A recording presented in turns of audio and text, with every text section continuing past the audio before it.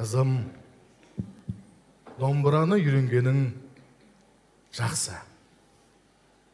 Өте әдемі, өте керемет. Сен күйлердің ішінде Кербез сұлу деген күйді тарта білесің бе? Ойнай ғой.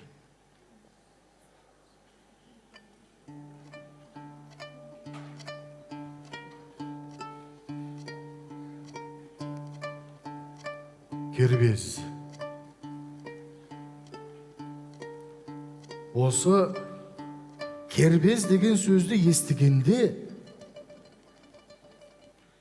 Абай Құнанбайұлының 18-ші қара сөзі ойға оралады.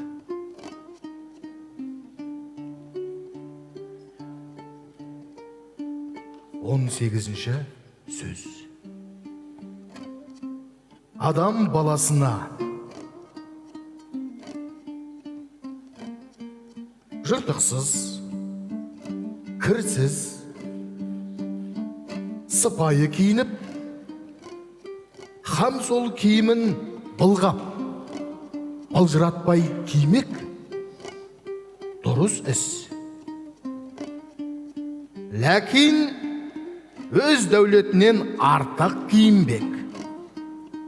Не киімі артық болмаса да, көңіліне қуат тұтып, тым айналдырмақ кербездің ісі. Кербездің екі түрлі мінезі болады. Бірі бет пішінін, мұртын, мүшесін, жүрісін, қас қабағын қолдан түсіп, шынтағын көтеріп, қолын тарақтап әуре болмақ. Біреуі атын, киімін айран ішерім деп, солардың арқасында сыпайы, жұғымды жігіт атанбаққа, өзінен ілгерлерге елеулі, өз қатарларының ішін күйдіріп, өзінен кейінгілерге әттең дүние-ай, осылардың атындай ат мініп, киіміндей киім кигенге не жетсін дегейттұғын болмаққа ойланбақ. Мұның бәрі де масқаралық, ақымақтық.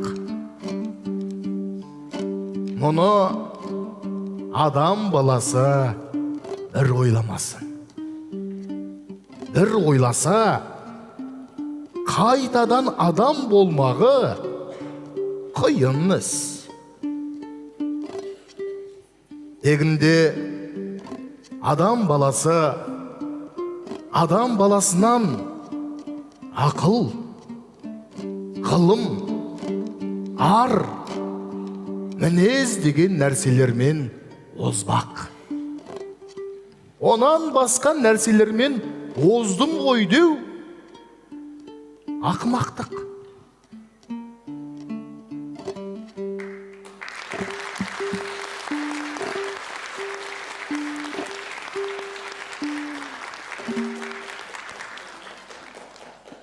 Жарайсың қызым, жүр. Домбыра тартқаның қандай керемет.